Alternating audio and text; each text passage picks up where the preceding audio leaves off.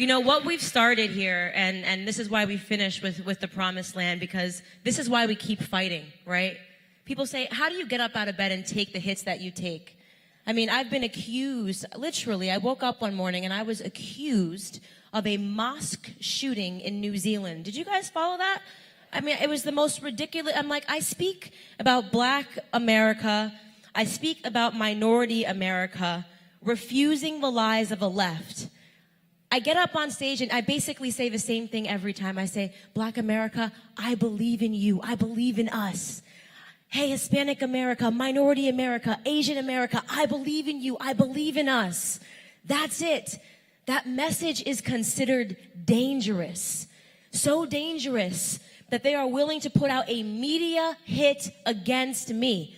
Anybody that can take Candace Owens down, there will be a prize. The headlines I have read about myself, they call me a black white supremacist. And anybody see white supremacy here tonight? I mean, the stupidity that it takes to come up with something like black white supremacy. Oh yes, please. I would like to help create a society that I can't live in. That would be the logic. I get up on every stage and I say, please, please, please oppress me. That would be the logic. And yet we have pockets of people that fall for it. We have pockets of people that are still believing the media lies. We have pockets of people that don't realize that the media, do you want to know what they're after? A civil war. When I turn on CNN and MSNBC and I watch what they are saying and the lies that they are spinning, they are after a civil war. What do you think they want when they say things like Candace Owens is a Nazi sympathizer, like Candace Owens hates Black America, that Candace Owens is inspiring mass shootings? What are they doing? They are giving permission for people to come attack me. That is what they are doing. They are saying to Antifa, you can show up where she is and you can do what you do and you can threaten her. We are giving you the permission and our hands are going to be clean. That is what they are doing. It is a sin and it is wrong, and they have gotten away for it for too long.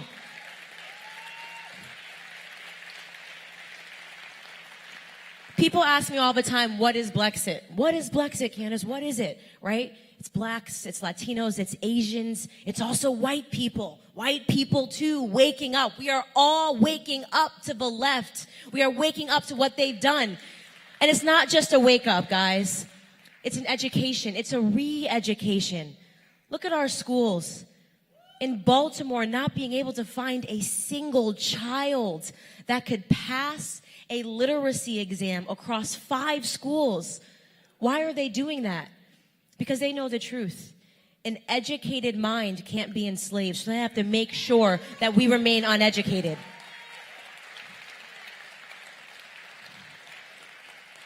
They like their minorities emotional and reactive and not logical and rational. And so the challenge that I ask all of you minorities here today is when you see a story on any headline and it makes you feel something, stop right there and think first. Think first. In 2016, I had to do that because I was hurt. Just like you heard Brennan talk, I was hurt when I watched every person in this room felt something when we watched people bleeding out in cars because of a police officer. We all felt something because we're human beings and we have a heart. And the color of the person never mattered that was in the car. It never mattered. But then I stopped and I said, why? Why just before an election cycle are all of these liberal networks only showing this? Why are they showing black versus white? Why are they showing police brutality? What is this? And I looked at the statistics and I said, my goodness, as a black person, I have a higher chance of being struck by lightning than being struck by a police officer unarmed. Why are they showing this? Because they want us angry, because they want us emotional, because they want us irrational. Because when you are emotional, you are able to be manipulated and you are able to be controlled.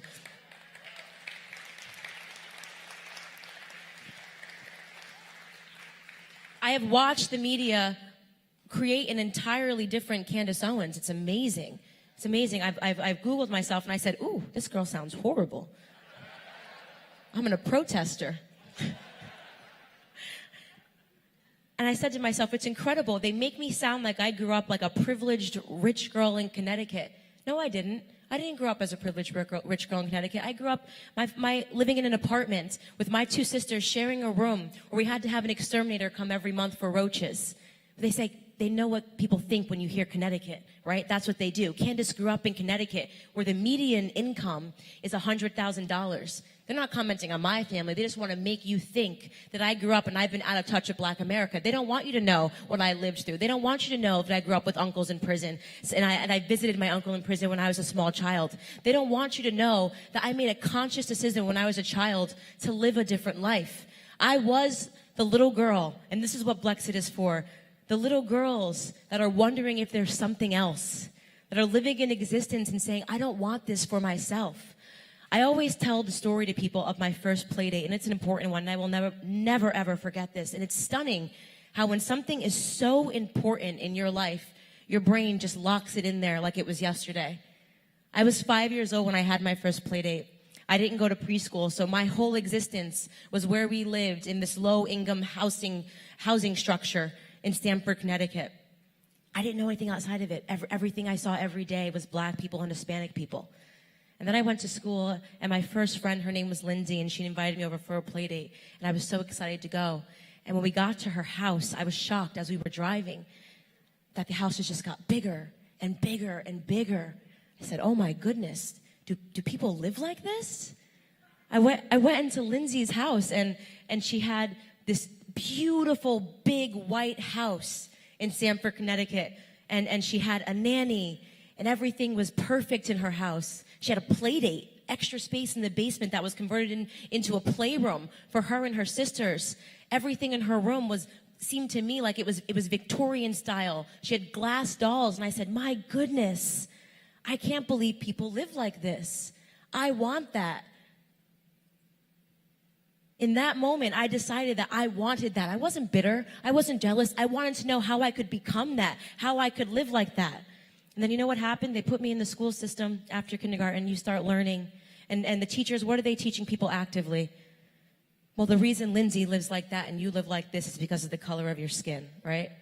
That's where they start the programming. This was liberal Candace. I was learning actively to think that white people had something against me. This is what the public school system, when you have to understand the uphill climb that we have, the public school system is teaching us that we are oppressed and that it's because of the color of our skin. They're not telling us that we are the authors of our own destiny, that we're in the driver's seat, that we have to make different decisions. They didn't want to say to me, hey, Candace, if you wanted to live a different life, your mother could have made some different decisions. My mother dropped out of high school.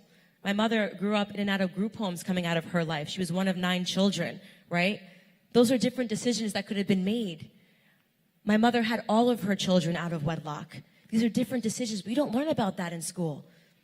How do we start teaching people that they are the authors, that they are in the driver's seats of their own destiny? I was blessed, and I really do believe this. I was blessed in 2016, and I never tell people who they support as candidates, so please go out, do your own research. I'm just telling you my story. I was blessed in 2016, in 2015 actually, when Donald Trump came down the escalator. And I'll tell you why I was blessed. He came down that escalator, and I was a liberal. I didn't know much about politics, but I knew that I had to be a Democrat because of the color of my skin. I knew that, right? I knew I was on the left because of the color of my skin. And he came down the escalator, and my first thought was, ooh, no, not him. Ooh, is that the guy that says you fired? The President of the United States? Absolutely not. Absolutely not. But then, more importantly than the things that I was thinking, were the things that I wasn't thinking. You see, I was thinking, okay, he's a reality TV star.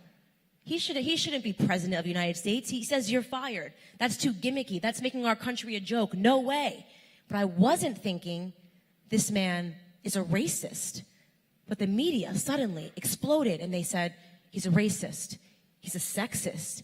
He's a misogynist. At one point, if you guys remember this, they were saying that he was incestuous and he had feelings for his daughter Ivanka. You guys remember that? It was absolutely disgusting. Overnight. But you see, I grew up listening to hip-hop music, and until that man announced that he was running for president of the United States, everybody loved Trump, okay? Everybody loved Trump. And just like that, the media said, no. Forget everything we said. I know he was great. He had his own show. We loved him. Forget Beyonce and Jay-Z sipping poolside. They wanted to be at Mar-a-Lago. Remember in the songs? Everybody wanted to be at Mar-a-Lago. He was a symbol of wealth, of Americanism, that you had made it.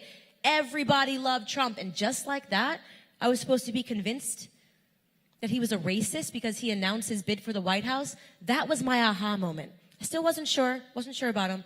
But I said to myself, and I asked a very important question, and it's a question that I want you guys to ask yourselves. Is it possible that racism is now being used as a theme to turn black people into single-issue voters? The answer is yes. When people know what you are afraid of, they can control you, okay? When people know what you fear, they can control you. And the left has figured out that minorities fear racism. So they call everything racist.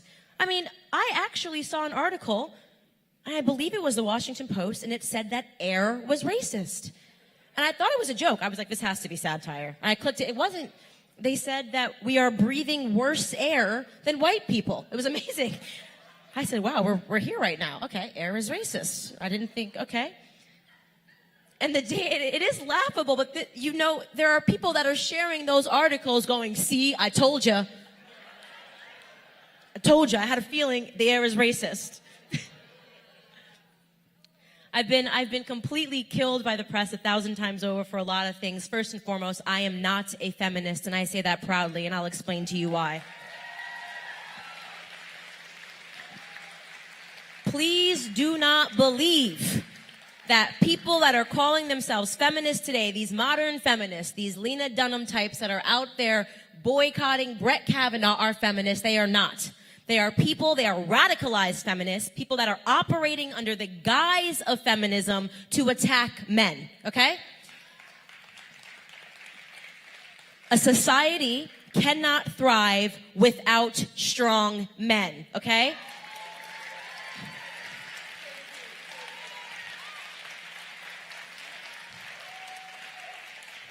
They are trying to demote masculinity. You see this in our society. There's something wrong. If you have any type of a feeling that makes you feel like a man, there's something wrong with you. They're trying to pervert masculinity. They're trying to even pervert femininity. There's something wrong. If you're a woman and you want to raise your kids, oh my goodness, what is wrong with you?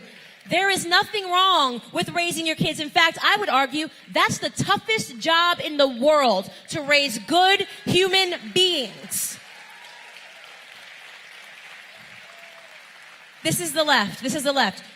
You have a feeling like you want to get married? What's wrong with you? I mean, I had a feminist tweet at me and said, why don't you go make your husband a sandwich? Okay.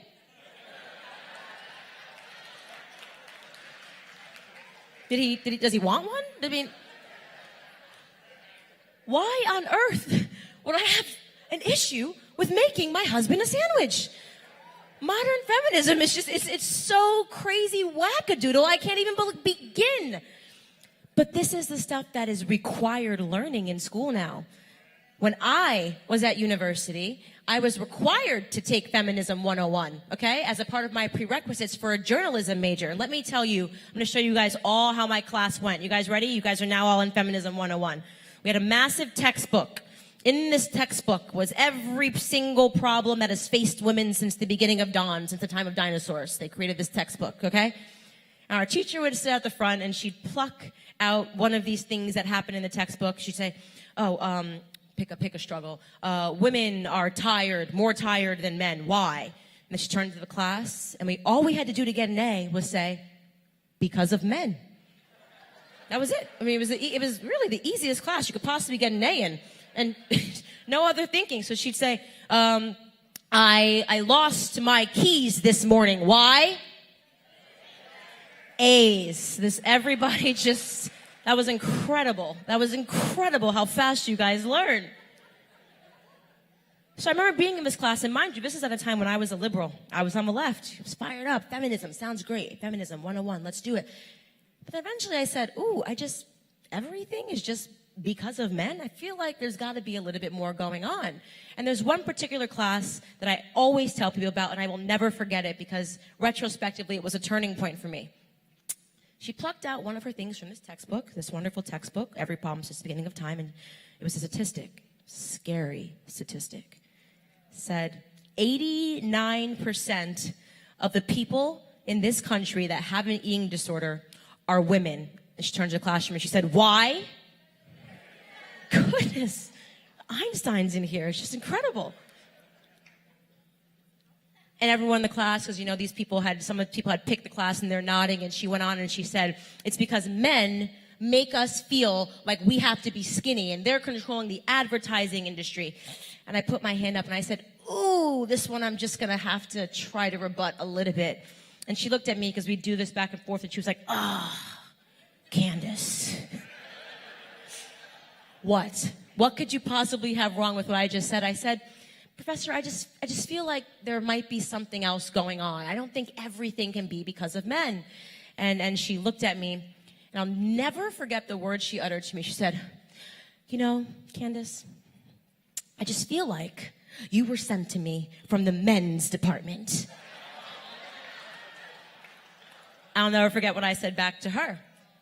I said, Professor, I just feel like I was sent to you from the common sense department. There might be something else going on that requires a little more critical thinking than men. And we kept trading back and forth, and we kept going, and eventually I hit her with a bomb. I said, I actually have an eating disorder. Many of you that follow my story know, and a lot of this is in my book as well, that from the age of 18 to 22, I had anorexia.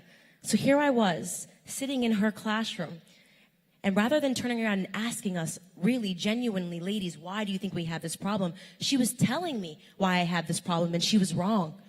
There was never an eating disorder because of men. There was something men never said to me. My eating disorder wasn't even about being skinny. It was a control mechanism. When I felt that things in my childhood were out of my control, I said, this is something I can control. I can control how much I eat. And I became obsessed with it because it gave me control and it gave me power. That was what it was about. It had nothing to do with men. The idea of men even calling other women fat is, that's exclusively a girl-on-girl crime. And here I am. I'm right. I'm right. Guys would be like, oh, she's thick. Girls would be like, she's fat. She's fat. In that moment, fellas were like, thank you. But, in that moment, and I look back, and that moment was so critical. It was so critical because what I was watching was liberalism versus conservatism. You see, liberals, when they have a problem, they look externally. They say, who can I blame? Who can I blame? If I'm poor, I can blame rich people. If I have an issue and I'm black, I can blame white people. If I'm skinny, I can blame fat people, right? This, what's it called? Body positivity movement, right? Right? Yeah, I'm blaming skinny people for the fact that I don't like my fat, right? This is what the left is all about. It's the opposite game. Give them enough time and it'll be the short versus the tall, right? But conservatism is something different, and it's something that I believe in. You see, when we have a problem, we look internally. We say, how can I fix it? How did I get here? What can I do to change my destiny? How can I correct this course? That is conservatism.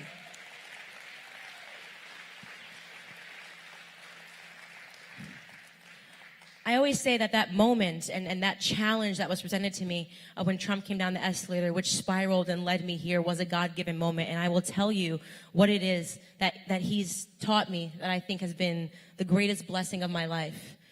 He taught me for the first time ever how to love the American flag, how to love this country, right? He taught me how to love the red, white, and blue, something that you don't learn in school. You learn in school how to hate America, that you should feel guilty about being American when everyone else is suffering. We should feel guilty about capitalism. We should give it all away. We're horrible people. Trump made me realize that there is so much beauty in patriotism because, do you know what? Patriotism does not know color.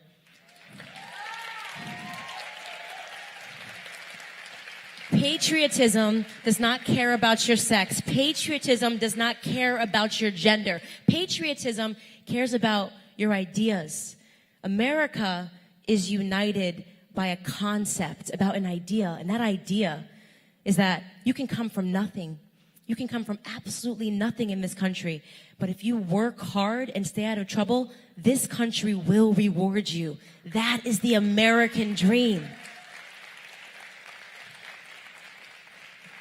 There is no person that has lived that dream greater or more to the truth than my idol, my everyday inspiration, my mentor, my best friend, my granddad.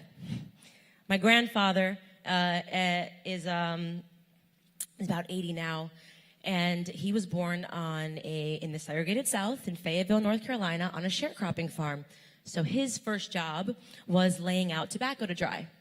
And he was 5 years old. 5 years old. That was his first job. He'd get up before the crack of dawn because otherwise it was too hot under the Carolina heat. And he'd have to pick cotton and lay out tobacco to dry.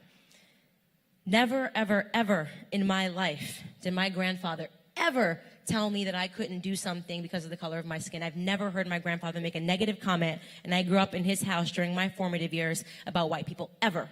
He just believed in hard work. He just believed in God. He just believed in family.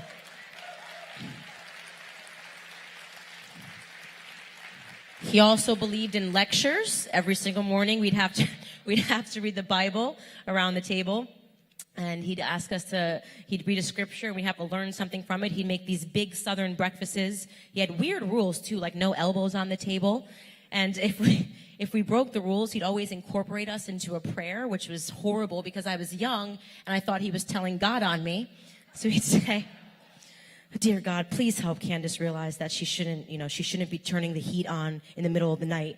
And then I'd start crying and I'd say, "Why are you telling God?" And then I'd run from the table and run upstairs. And I look back on that now. It was stuff that used to embarrass me when I was a kid. So, I was a part of the secular world. I went to school. It wasn't cool to talk about God. It wasn't cool to say, "Oh, this morning we read scriptures." I just wanted to fit in. I was so embarrassed of that upbringing when I was young. And I look back now and I genuinely thank God. I thank God for my grandparents. I thank God for those breakfasts. Because they've now provided a pillar in my life. And I will end this by telling you where Granddad is now.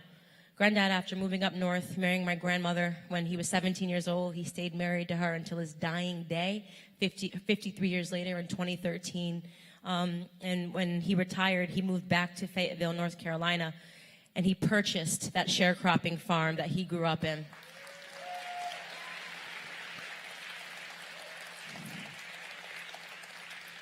That is the American dream that I am giving back to our community. I am giving back to our community that we can work hard and we deserve a piece of that dream after all of that time.